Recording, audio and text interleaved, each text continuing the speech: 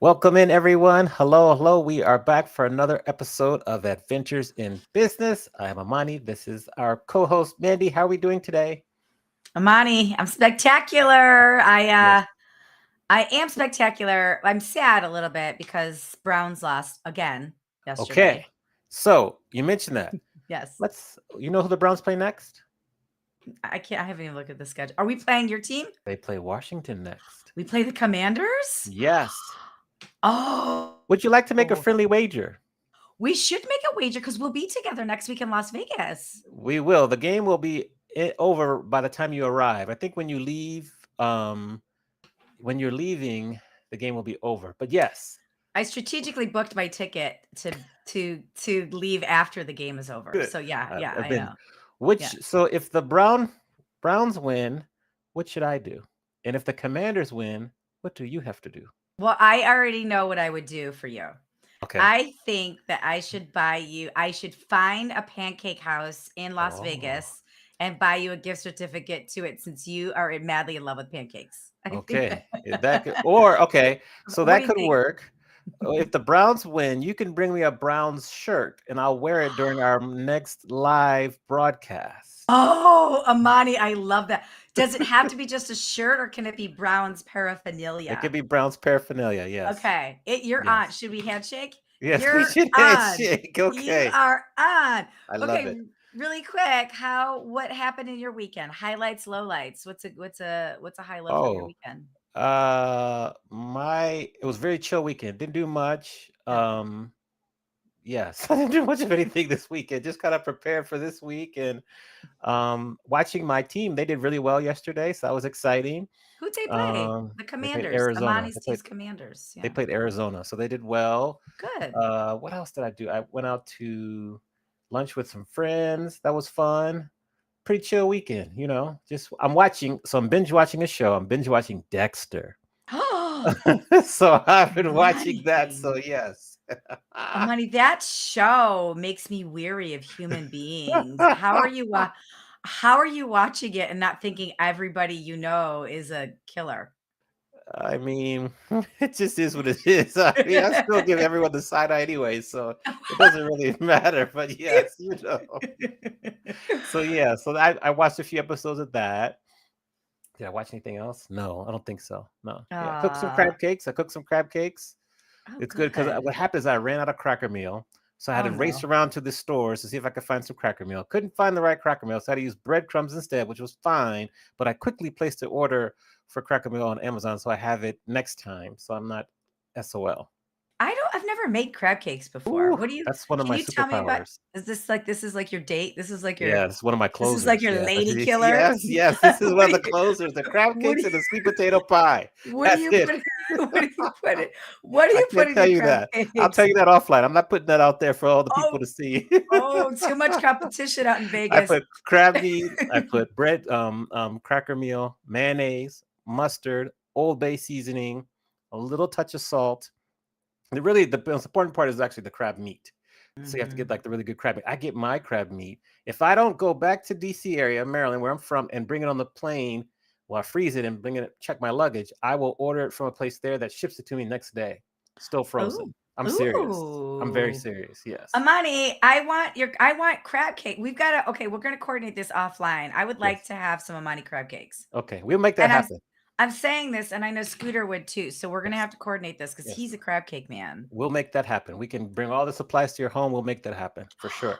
Okay, I love it. Yes. We'll make it Yes. happen. Yes. All right. Delicious. Well, going back to us giving side eye and Yes. being skeptical of people or Yes. having a little anxiety about Uh-huh. Yes. things in life, should we introduce our guest? We should. I cannot wait for this with all that we've been through the last 2 or 3 years. I'm so excited to speak. So go ahead, take it away. We'll get her on screen right now as you're introducing her. So go ahead. Okay. Well, we have an amazing woman on this show today. She's the creator of the Center of Stress and Anxiety Management. She's a multi-book author, a TEDx speaker, a psychologist, a mom, a wife, a fellow podcast host, Dr. Jill Stoddard.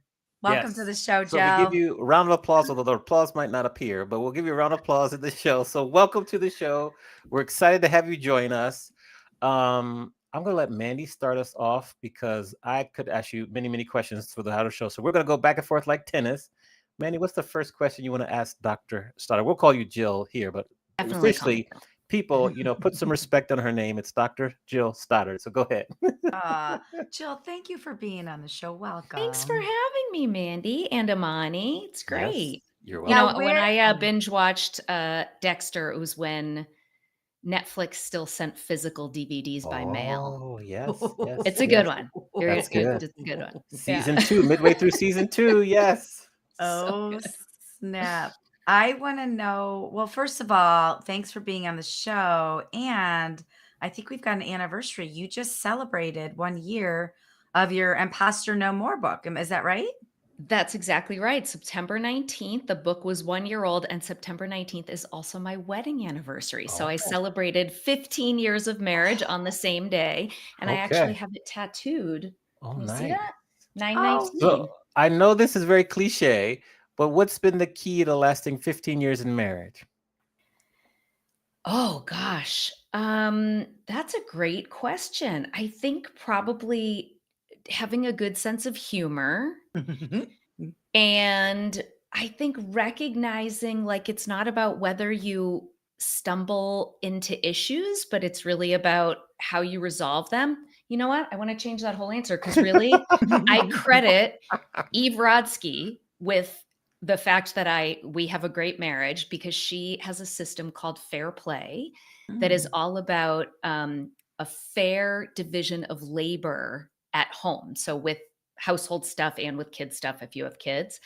And because I will be honest, in the early days we hit some bumps Mm. because we did not have an even distribution in the home, and then Eve taught us how to do that, and it has been smooth sailing since then. So that is what I would say. Interesting.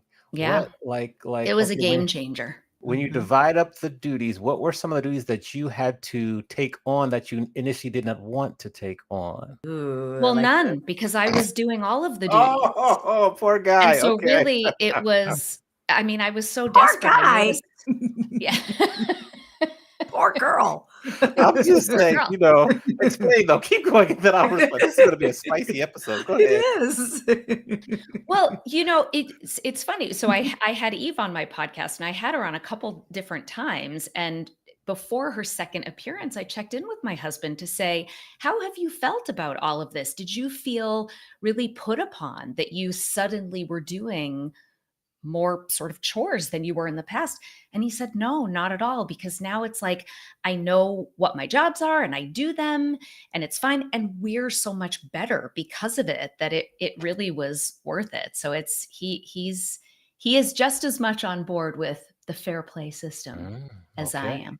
Carry on, Mandy. Okay. I like the fair play system. It's funny. I do have a couple questions, but I want to hang here for a second because I think, when my husband and I got together, we had already been living separately for so long. We were older, right? So he had his own systems. I had my own.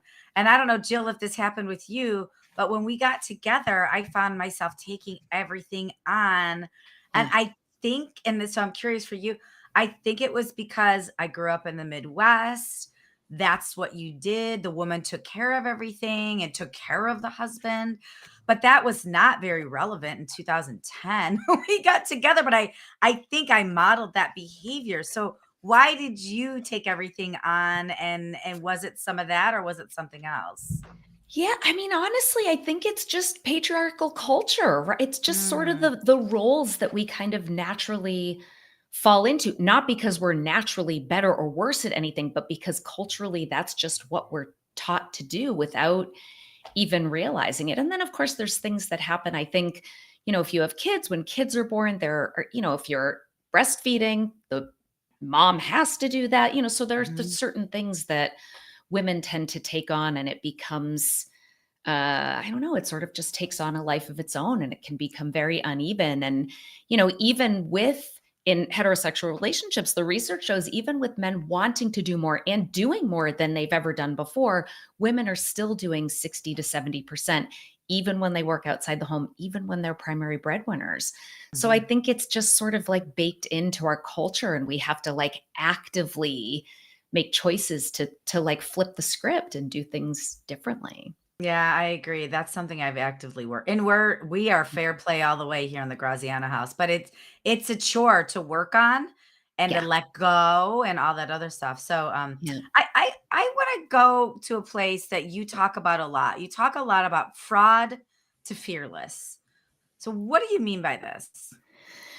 Well, so, what people think of as imposter syndrome is this feeling of phoniness, that you're not as competent as other people think you are, that somehow you don't deserve the position that you're in. And any minute, everybody's going to figure it out. They're going to figure out you don't really know what you're doing, that you don't really belong in the position. And, so it's that feeling like I'm going to be outed as a fraud. And the fierce, like from fraud to fierce, is basically understanding that those feelings are completely normal. Like the research on this varies a lot, but the prevalence rates typically run between 40 to 70% in most studies. So that's most of us. And, so if most of us are experiencing this, let's first say it's not a syndrome, because that would make it a disorder, a disease, a pathology, which of course, if everyone has it, it's just normal. We also think that it's more common among people who have had experiences of marginalization. So also that means it's not a syndrome. And in fact, when this phenomenon was first identified, it was called the imposter phenomenon. That was the late 70s. And the two women who identified it, Pauline Clance and Suzanne Imes, they thought it only affected high achieving women. So isn't it interesting that a phenomenon that existed in like badass high achieving women, our culture immediately started calling it a syndrome, right? Like pathologizing it. So there's like sexism baked in, like we're back to patriarchal culture issues. So I always ask people, like, let's rebrand this imposter syndrome thing back to the imposter phenomenon or imposter experience, imposter thoughts and feelings, and recognize that it's normal. But even though it's normal, even though it comes from a place of, systemic or organizational kinds of influences, it doesn't mean that it's not helpful for us to learn skills and tools to be able to combat it so that it either doesn't hold us back. So obviously we may miss opportunities if we let it stop us from taking on challenge. But what a lot of people do, and I bet you guys will recognize this, is they get on that like hamster wheel of achievement trying to outrun it. Like if I just do this one big thing, if this thing, that thing, this, then I'll feel legitimate. Then I'll feel like I'm not a fraud. And that simply doesn't happen. Well, And so so what I like, yeah. go ahead. Sorry. No, you go. Well, I was going to say like for me, what fierce means is that you're making conscious, deliberate choices about what you're saying no to, so that you're not letting the imposter thoughts get in the way, but also what you're saying yes to. So they're not causing you to, work to the point of burnout because you're trying so hard to outrun it. I'm so glad you brought the part up about the achieving, and if I just achieve this, then I won't be an imposter anymore. And I know you cover a lot of this in your book, Imposter No More. But if people are listening or watching this right now and they're feeling this imposter phenomenon, what is a quick exercise or a quick tool, without giving away all the secrets to the kingdom, but like, what is a quick exercise or tool they can do with themselves that might tamper that imposter phenomenon just a little bit? Well, I think what it's really about is cultivating psychological flexibility. And what that means is it's our ability to be in this moment, aware of and open to all of our internal experiences. So what we're thinking, what we're emotionally feeling, what we're physically feeling, urges. So aware of those things, open to those things, and then making a conscious, deliberate choice to act or not act, like to do a thing or not do a thing, based on our deeply held values. So who we want to be, how we want to be, how we want to show up in the world. And in order to cultivate psychological flexibility, one of the most powerful things that we can learn to do to get better at is to get comfortable being uncomfortable. So we can now, like, I like to start this with some easy practices and then, of course, work our way up to the really hard stuff. But we can do this really quickly right now. If all of us, like, if you guys just fold your hands, and anyone watching or listening, fold your hands the way that feels comfortable and notice how it feels. And then switch your fingers so they're one off. So it's like the funny feeling way. And notice how that feels. And can you sit and open and allow? And I'll sometimes give people like a little mantra that you can like repeat in your head. This is uncomfortable, but it's just a feeling. It's not dangerous. It's temporary, and you can handle it. And like, we could sit like this all day, and there's thousands of different ways that people can do this. I like to start using people's senses. So this is tactile. You can do it with food. I don't make them, but in my practice, Bean Boozled jelly beans together, which are like, it might be pomegranate flavor and it might be an old dirty bandage. And it's all this, like, just trying to like build these willingness muscles. And if you think about how many choices you make because you don't want to feel a certain thing, or you're trying to feel a certain thing, and think about how much your life would be different if that didn't get to be in charge. Yeah, that's a great exercise. I love that. Yeah. So just kind of continue with imposter syndrome. What's, like, I don't say treatment, but how do you advise people when you constantly see them in a state of worry? They're worried about their health. They're worried about getting older. They're worried about being alone. They're worried about their next promotion. What kind of advice do you share, or how do you help them through that state, which can be another hamster wheel? It definitely can be another hamster wheel, or I think of it as a treadmill where you're working really hard but not getting anywhere new. Right? That, like, it's a lot of work to engage in all that worry, but it doesn't really get you anywhere. And I mean, so there's a couple different things. One is, I like to really normalize this, that like, we were literally designed to worry. So if you think about, early humans coming out of their cave, and maybe there's like a vague figure in the distance and they're not really sure what it is. And maybe it's a bear, maybe it's a blueberry bush. They don't really know. If you're a worrier, if you think, I think it might be a bear, I don't really want to take my chances, I'm going to go back into my cave, better to be safe than sorry, and it was really a blueberry bush, then you miss breakfast, right? But if you're like, oh, it's fine, I'll take my chances, and you go and it's a bear, then you become breakfast. And so if you think about, the fittest who survived, those who were more likely to play it safe, who worried about what might be up around the corner, who avoided uncertainty and ambiguity, or tried to, worrying often is trying to like solve a problem in your brain, often before it happens, but that's part of what the function is. And this is just what our brains are designed to do. Like, if I said to you guys, okay, let's see, what does this bottle cap and this, what is this? These AirPods, like, what do these two things have in common? Watch what your brain does. It's coming up with an answer as we speak. And I literally just picked up two completely arbitrary objects off my desk. And I've had people reach out to me days after I've done a talk and will use this exercise. And they're like, I'm still trying to figure out what the pencil sharpener and the book have in common. and that's exactly the point, is our brains don't like to quit until we can solve a problem back on the treadmill. And because if you can figure out whether that was a bear or a blueberry bush, not only are you not become breakfast, but you also don't miss breakfast, because you can, figure out how to get back out and eat.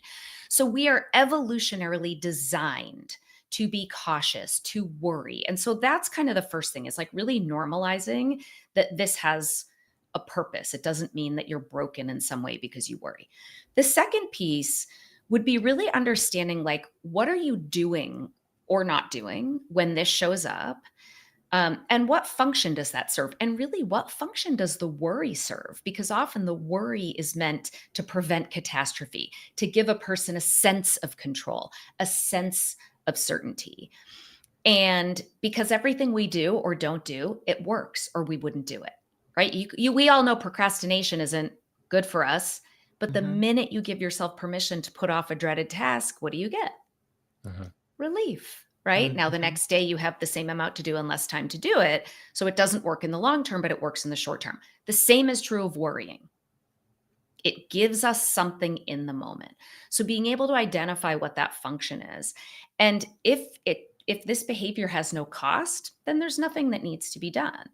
But if it has a cost, then the alternative would be understanding, like, what is this worry getting me and what can I do instead? And what that usually ends up boiling down to is getting comfortable being uncomfortable. Because usually whatever behavior we're engaging in, whether it's procrastination or worry or whatever else, it's that we're trying to feel better. We're trying to get some relief. We're trying to get some sense of control, some certainty, because we're unwilling to feel the discomfort that comes with the uncertainty, with not trying to solve a problem, with not thinking through every single catastrophe that there is. And so if you can learn to be with those feelings and not have to do the thing, then you've created a lot of new opportunities. It's kind of like using like worry as a superpower. Kind of. You could see it that way. Yeah. So if we continue then, so you have worrying. Now, what is your opinion on like how the effect of social media on our mental states just in general, and then how that really causes us to compare with each other, which can lead you down an even further rabbit hole? Yes. Well, that's exactly what I was going to say. I think there are a lot of benefits to social media. I don't think it's all evil. We certainly do connect in some ways. We're doing this, getting, my mission is to get ideas about psychological flexibility out to people who maybe don't want to go to therapy or don't have the resources for therapy. And social media is one way to allow that. But the comparison, I think, is really where it becomes harmful. But here's another example of something we are literally designed to do. So think about this. Think back to like the cave people, early humans, a couple 100,000 years ago. We didn't have, and still don't, sharp fangs, sharp claws. We don't run at high speeds. We had each other. And we know that early humans who hunted and gathered and traveled together had a survival advantage. And so doesn't it make sense that you are going to constantly think, do I measure up? Am I adding value? Do they think that I'm good enough? So it's like that social comparison. And even that, are they going to find out that I'm a fraud, that I'm not holding my weight? Even the imposter thoughts and feelings, that stuff was baked into us a very, very, very long time ago. Because as long as you're making sure that you're doing your part, that you're adequate, then you're not getting kicked out of your tribe. If you get kicked out of your tribe, you're dead. And it may seem, what a lot of people will say is like, oh, but now technology, like evolution hasn't really caught up. But here's the thing. Contemporary research has found that there is like the most robust predictor of both our mental health and well-being and our physical health and well-being. Like we're talking morbidity and mortality. There is one factor that's the strongest predictor. Do you know what it is? No. It's the presence of quality relationships. Yep. So if you get kicked out of your group today, not just 200,000 years ago, today, and you are alone, you like loneliness has been found by current research to be more deadly than cigarette smoking. Mm. So our tendency to compare is another thing that is adaptive. And so I think having people really recognize that, and then knowing like there is a line here, right? There is knowing that I really care deeply about other humans and about connecting and about, having a group and having relationships. That's important. And I'm going to nurture that. And I also notice when I'm getting sucked into a keeping up with the Joneses, they go on cooler vacations than me. And that's like not the thing we're talking about when it comes to what's, good and healthy. And we have to be our own monitors for the impact that that's having.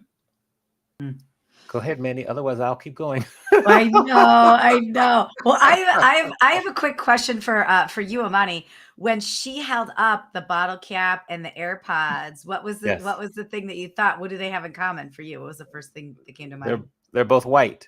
That's what I did. I had the same thing. That one was too easy. Yeah. That was too easy. We'll do another one later. A true confession. Since you had us fold our hands and then switch our hands, what I did was I took my little house shoes off and I switched feet. So now I'm sitting here with my shoes on the wrong feet through the episode to get uncomfortable with being uncomfortable. I want to try it out because I like that experiment, physically put yourself in an uncomfortable situation, then it makes being mentally uncomfortable a little bit easier. So anyways, I just wanted to give a true confession really quick. I love it. Yeah. A+. So I would thank you. Oh, no, I love an A+. So I want to hang more on this anxiety and stress management. So as specifically in the hospitality industry, a ton of people in our audience, they work for hotels or restaurants. They own hotels or restaurants. They're operators or salespeople. And it has been said that a job in the hospitality industry is one of the 5 most stressful jobs behind being a nurse, being a police officer. And so for people struggling to manage their stress and their anxiety, and I say anxiety loosely because we talked about this a lot on this show. I've been diagnosed by actual doctors with severe anxiety disorder. I'm not talking about that as much. That's a whole different topic. I'm talking about people that experience symptoms of anxiety or have stress management issues in the hospitality industry. So people out there are going through this right now. What can we do to disarm this a little bit more? Or if there's leaders out here that are listening that want to provide tools and resources for their employees, what can we do about this? Because it is a phenomenon right now.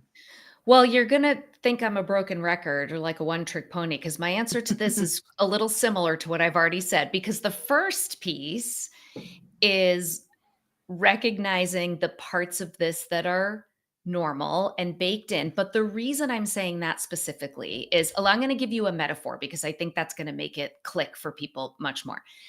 Let's say I have a machine. It's kind of like a lie detector machine, but I hook you up to it and it can detect how stressed you are or anxious.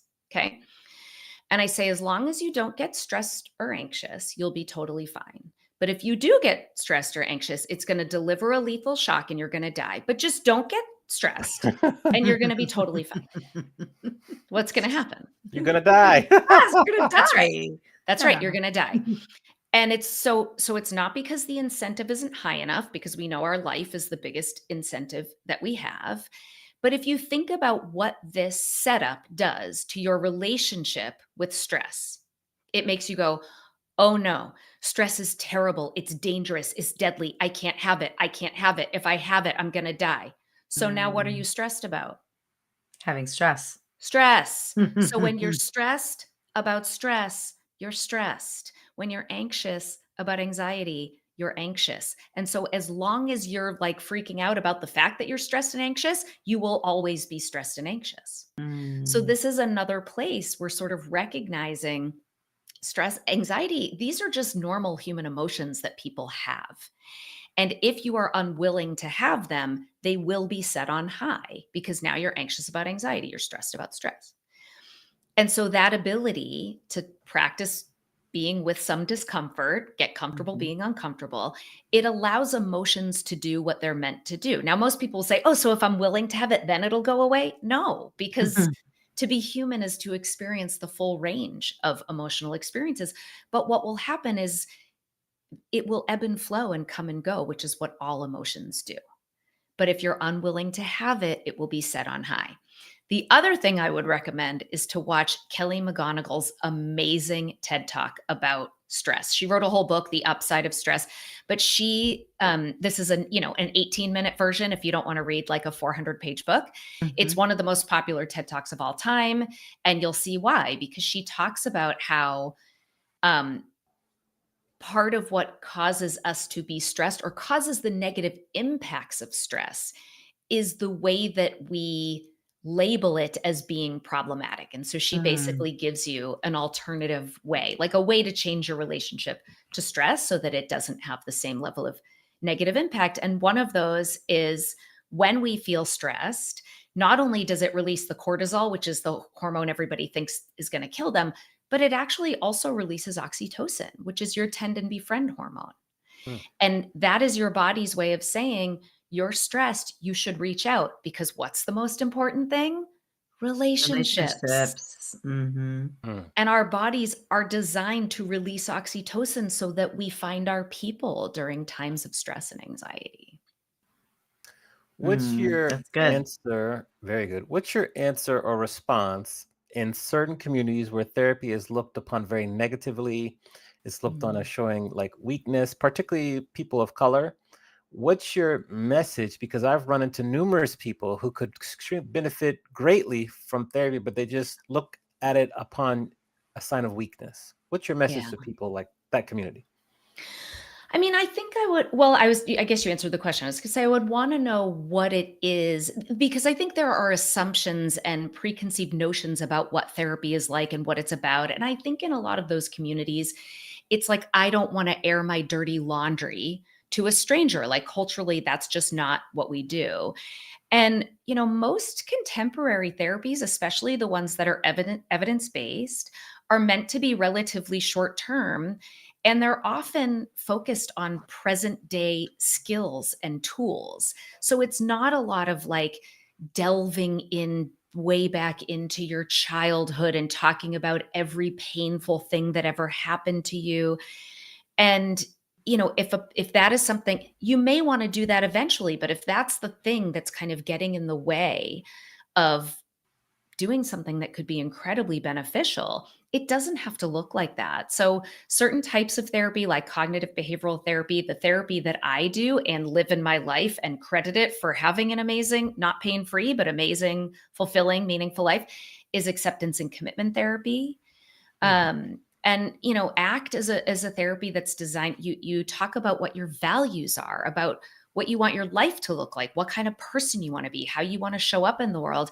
And then we look at what gets in the way of that, typically certain thoughts and feelings, and how to change your relationship to those thoughts and feelings so that they're no longer holding you back.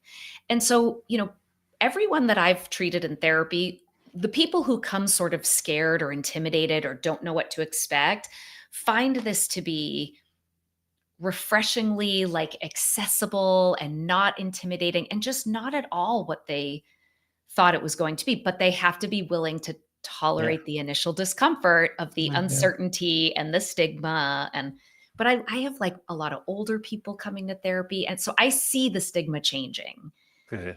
Yeah. And I see more people of color. I see, people from older generations where that stigma has been more of a problem. Yeah, that's interesting because that's good. That's good. Now, kind of flipping the page or whatever, you also speak. So what's been the toughest thing you've had to go through personally to grow your speaking career, and how do you relate those lessons to your therapy practice? Oh gosh. Well, Amani, that's a hard one to answer because I am right smack dab in the middle of trying to grow my speaking career. I've done lots and lots of like webinars and workshops for mental health professionals, but right now, I mean, my goal for 2025 really is doing more like keynoting and corporate kind of talk. So maybe check back with me in a year Okay. and I'll be better able to answer that. We'll help you. We're on the same journey. Answer We'll that help you question. with that. Yes, we'll help you with Yeah, that. that would be great. That would be great. But I Because think, the thing that I had to get over to become the speaker I am today, which I think is a much better speaker today than I was many years ago, is a willingness to really show up authentically. I think the best talks are those that, I show up as a storyteller, and my goal is to create a transformative experience for the audience that's based in science, but that uses like really accessible everyday tools and skills. And, in order to do that, I think it's really important as a speaker to show up and be real and be vulnerable. And that means, telling stories on stage that for a long time, I didn't talk to anybody about. And of course, once I was willing to do that, that is really when like the evaluations started to pop. I always got good evaluations, but they got really good once I was able to show up in that way. And I think that absolutely relates to therapy too, more that like, yes, I show up authentically, but I'm not really telling my sob stories in therapy, right? That's not really how that works. But I think what I'm doing is really encouraging my clients to be willing to show up authentically and vulnerably, because that's the same way that's how a speaker makes a connection with an audience. That's how all of us as humans make connections with each other. I think I've seen you write a bit about acceptance and commitment, and you talk about goals and values. So what, in your opinion, is the difference between goals and values, or how would you define goals and values? Well, they're related, but they're different. So a goal, we all know what a goal is. A goal is like a thing you can check off your to-do list. But a value is more a quality that you embody. So let's say, for example, it's like being a good mom is something that's important to me. So you could say parenting would be like a value domain. And then my goal or my action that might be kind of within that domain is, you know what, I'm going to have us start doing Sunday night dinner and game night as a way that we can connect, right? That's a goal, like, oh, did I do that this week? Yes, check it off a list. But if I'm showing up to that, scrolling through social media on my phone, not being present, not paying attention, that's where the values are really missing. The values are the qualities you embody. So am I going to show up and be present, loving, playful, kind, affectionate, whatever the qualities are that feel important to me as a mom in that particular context? Or like I like to shorthand it as the me I want to be. Or even better is the me I want to be in this one moment, because we only have the moment. And if you picture the word moment, the word me is right in the middle of it. So like you can just get a visual of the word moment and a capital me, like who's the me I want to be in this moment? And that's values right there. What about those times when you aren't the me you want to be and you're not being the me you want to be? How do you put in speed bumps for that and course correct? Well, then you get to do the next right thing in the next moment, so if we're using that same example and I realize my phone is dinging and I'm getting my attention dragged, in the moment I realize it, I can put it down and I can also say, hey guys, I apologize. Like, this is not how I want to show up to our family night. Or maybe I don't catch it until the next day. Or maybe I'm being really snappy and rude to everybody. And that's not how I want to show up to any of the humans in my life that I love. And so that might mean the next day I say, you know what? I was really tired and irritable last night and I did not show up the way I wanted to. I'm really sorry that I was snapping at you, and I'm going to really try hard to do better next time. There's always a next present moment that you can choose to show up as the me you want to be. And we're going to fail constantly. We're not perfect, that's okay. We're works in progress. Yeah, we are. But what do my kids say? Progress, not perfection. Yes. Done is better than Practice perfect. makes Yes. progress. Yeah. What are your favorite books? Since you mentioned a really good TED Talk, what are your favorite books that you love to recommend to people that want to maybe improve their mindset or they work on getting through anxiety or imposter syndrome? Well, Besides your book. I feel Besides your like book. I'm not supposed to recommend Besides your my book. own book. Yes. You yes. should. In addition I- to your book. Well, I have a real bias. Like, I genuinely believe the best way to tackle this stuff is through cultivating psychological flexibility. It is an absolute game changer. And so really any book that is essentially an ACT book, an acceptance and commitment therapy book, that is aimed at whatever the struggle is a person is having, whether it's, so I have a book that's for anxiety, women with anxiety, although everybody says it's not really for women. And then psychological flexibility for imposter syndrome, imposterism. But there's lots of other great books. If you look, New Harbinger is a publisher that publishes a lot of ACT books by great ACT writers and trainers. And so people can just kind of Google like acceptance and commitment therapy and couples or depression or relationships, and you can find. Now, many authors potential authors struggle with imposter syndrome primarily, and anxiety in terms of getting the book finished. That is probably one of the most difficult things to do, is to actually finish the book. How were you able to get through that and finish several books? Yes, people struggle to finish books because they get the writer's block and all of that kind of stuff. But I actually think more people struggle to start the book. Because there's an actual statistic out there, and I should look it up because I don't remember what it is, but there's like 89% of people say that they want to write a book someday. It's a very high number. I don't know what it is, but only but only like 0.1% of people actually ever write a book. And that's where I think the anxiety, the self-doubt, the imposterism, like, I think that's what gets in the way. And honestly, before I wrote my first book, acceptance and commitment therapy uses a lot of metaphor and experiential exercises, but you had to like find them in all these different books. And I thought, wouldn't it be great if you could just pull one book off a shelf and open it up to values and find a bunch of different ways you might help somebody figure out their values? And it didn't exist. And in that moment, I thought, well, maybe I should write that book. And boom, who do you think you are? You're not an author. You don't write books. You're not an ACT expert. And so it was really having to use my psychological flexibility skills to handle those thoughts and feelings, to be willing to move forward and do that book in the presence of all of those thoughts and feelings. And I think the mistake people make, and in my most recent book, I call this the gap trap, is they get trapped in stagnation, like not moving forward, due to a perceived gap in confidence, skill, knowledge, experience, expertise, whatever it is. And they think they have to fill the gap before they can move forward. But of course, that's a trap. And really, you have to be willing to move forward, even in the presence of that stuff. And I think what's so important to realize, I know that's easier said than done, but if you think of it this way, like, think of the last time you were up at 2:00 in the morning with your wheels spinning, back to worry, right? Worry, worry, worry. And you think about what you were worrying about. It's like, definitely not that Game of Thrones isn't coming back for another season. You're worrying about being competent at work, even if you love that show, being competent at work and the people you love and health and the world. You worry about the stuff you care about, right? Like, what we fear is what we hold most dear. So it is ridiculous to think that we should be able to move forward with writing a book or doing a TED Talk or anything else that you care about doing competently, or that you don't want people to call you out, you're not a real book author. Of course, that's going to be scary. And it's ridiculous to think you should be able to like fix that before you move forward. So, and that's what psychological flexibility is all about. It's that willingness to do what really matters to you and cultivate a big, bold life and career, even in the presence of fear and self-doubt and anxiety and imposter thoughts and feelings.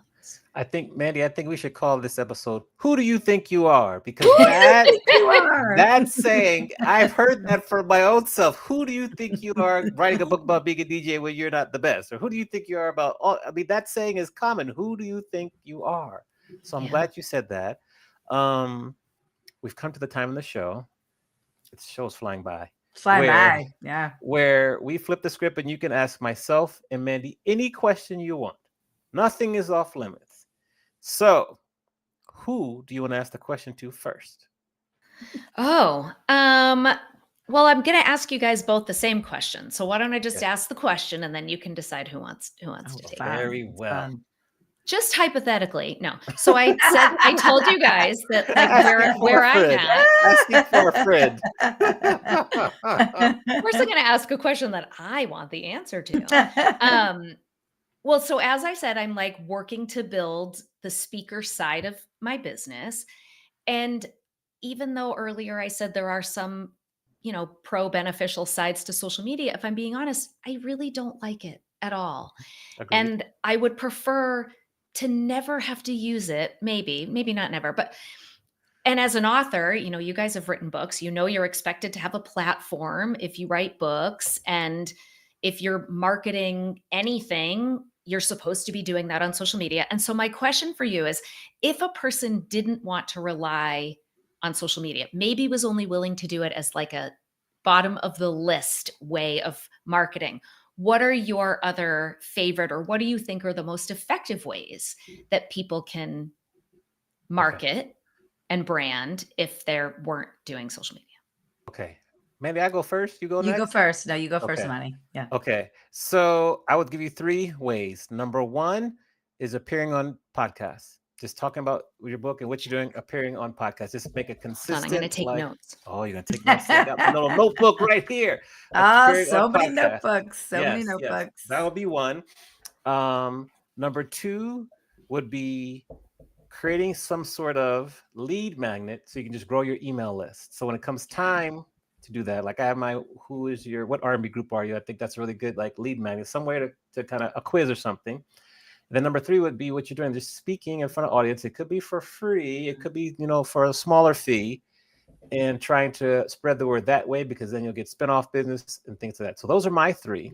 Love it. Mandy, what additional items do you have that maybe I didn't share? Well, I have a couple, and then I have a PSA. So, I would get out there and I would go to some face-to-face, either meetups or networking that have nothing to do with your industry. So, people that might, like I just talked about the hospitality industry. We need more education on anxiety and stress management and how to deal with it. Maybe you go to a networking event for your local chapter of HSMAI, which is Hospitality Sales and Marketing Association International. Or maybe it is in the Boston, Maine area. Maybe it is a local chapter of MPI, the Meeting Professionals International. Maybe you get in touch with their education director and say, hey, I know this is a big issue. Imposter phenomenon is an issue in the hospitality industry. Can I speak at your education event? I would just physically get out there face to face in industries other than your own, because what you have to offer, it satisfied so many other industries, and they're looking for solutions, especially in those high pressure cooker. I mean, I don't know if it's in the medical industry, if it's in the emergency nurse, probably emergency nurse conference, or even the first responders. There's so much that. So I would focus on that. But then my PSA to you is my PSA I share with everybody. Nobody really likes social media, right? When you look at it as something you don't like, you're never going to like it. But here's the reality. We are in the attention economy. We used to be in the oil and gas economy. We used to be in all these different types of economy. Right now, the highest amount of attention is focused on social media. The power is in your pocket. So if you don't personally like it because you don't want to scroll or have comparison syndrome or whatever, hire somebody to do your social media for you. But if you are a speaker, if you are selling any service or product, if you're a business owner, you have to have an online presence, because there's a stat that just came out recently from Google that when people buy online, they look at a review 3 times or more before they buy. And think about it, whether you're buying a refrigerator or you're buying a trip to Zimbabwe or whatever it is, you're going on Yelp, you're going on, you're looking at a doctor, you're going on all these different things online. And if you are invisible online, you might as well be invisible in business. So I think, speaking of getting uncomfortable, being uncomfortable, You should probably I got to practice what I preach. Practice what you preach. Yes. Be uncomfortable being Yes, uncomfortable in the Yeah. social media space. It's the fastest, freest way to deliver your message. And Jill, your message is so strong. Like, you have so much good stuff to put out into the world. Yes, it should be monetized, but just for the pure virtue of giving people what they need, and people so desperately need your message. I would either hire somebody to get, to do it for you, to build some content for you, or just be like, okay, once a day, I'm going to be terribly uncomfortable. I'm going to post something once a day. And you don't have to do all the platforms, but I would pick a platform and just sit in that. Yeah. Love it. Thanks. Now, Yeah. Super helpful. Of course. We're going to take you back to Burlington, Vermont. We're going to go back to 21-year-old Jill. And we're going to sit down with her at the coffee shop. And we're going to ask Jill of now to give Jill of then advice based on everything you learned. What advice would you give your younger 21-year-old self? Ooh.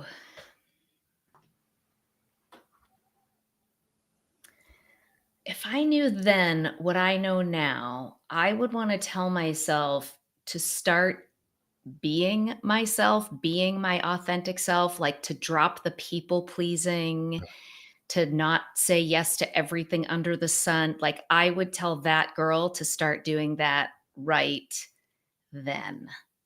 It took me I actually went to therapy to learn how to not be a people pleaser, because it was so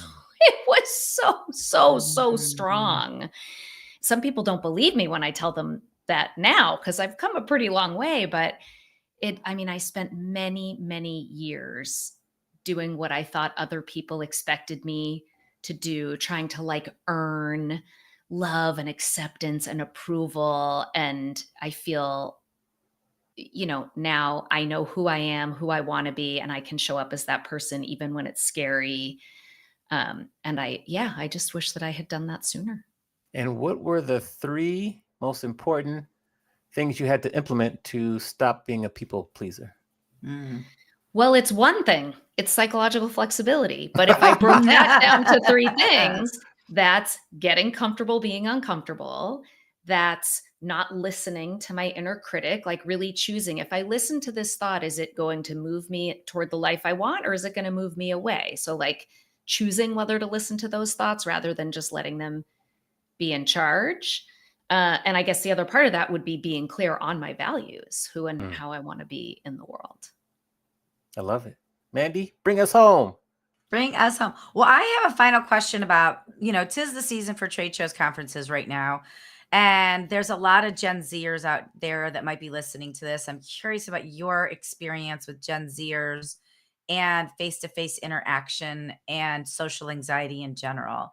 So for those Gen Z professionals right now, or even just human beings that are more introverted, they're hopping on an airplane this week or next week to go to some sort of trade show or conference, or they're going somewhere where they have to interact with people in person. Yeah. What are a couple tools that people can pull out of their pocket to disarm that social anxiety a little bit of like, oh my God, I got to interact?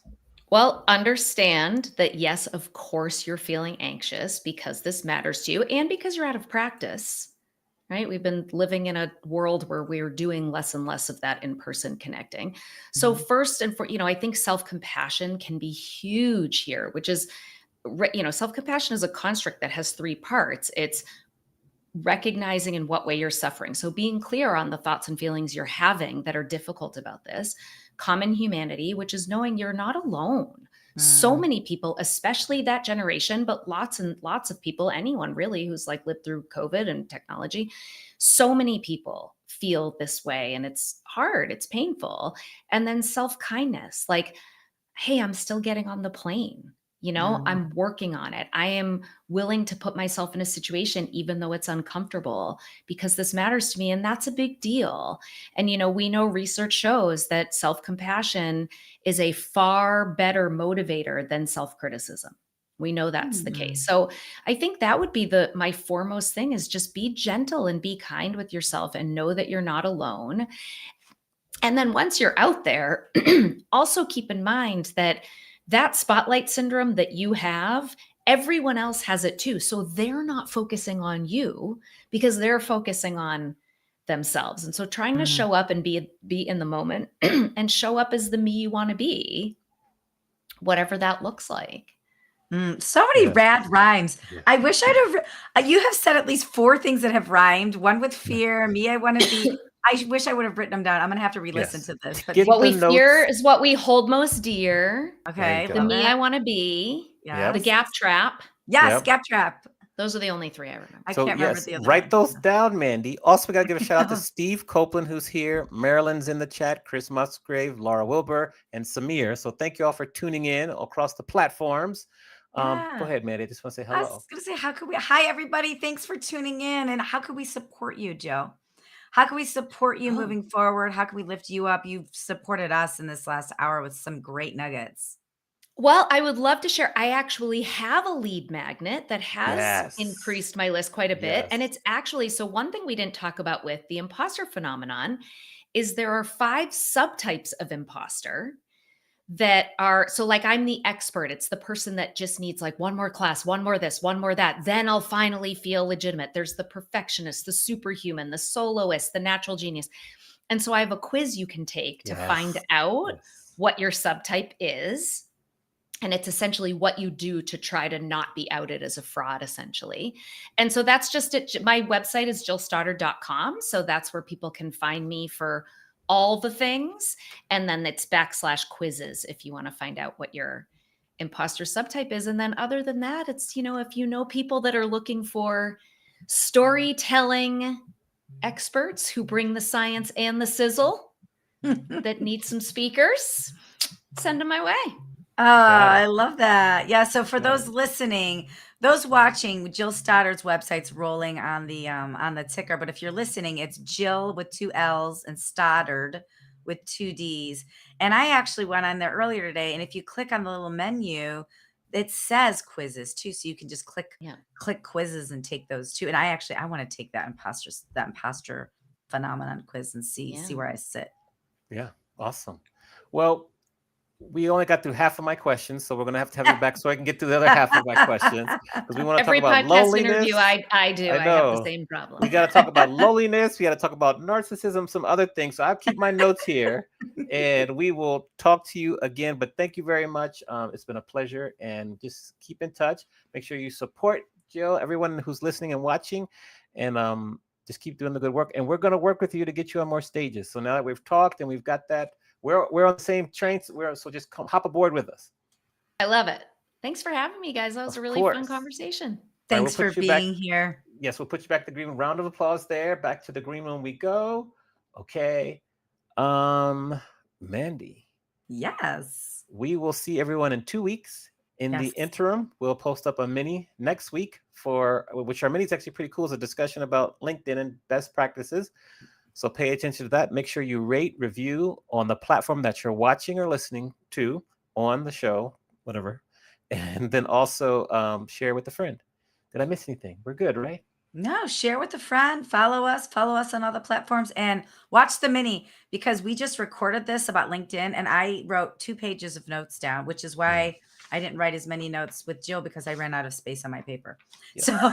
So listen to the mini. There's endless LinkedIn tactics on there that I really appreciated you bringing, Amani.